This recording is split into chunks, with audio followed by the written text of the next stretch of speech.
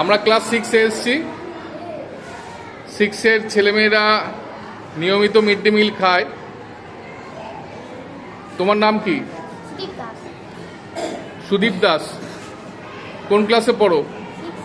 6। তোমার নাম? আলিফ মিয়া। কোন ক্লাস? 6। 6-এ। তোমরা মিড ডে মিল খেয়েছো?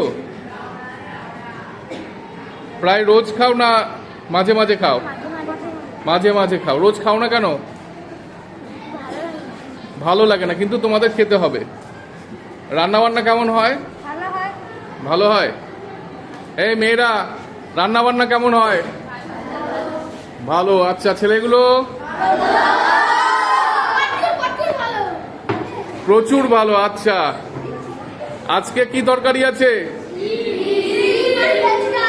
ডিম আর ভেজ ডাল। সবাই খাবে তো? আচ্ছা, ঠিক আছে।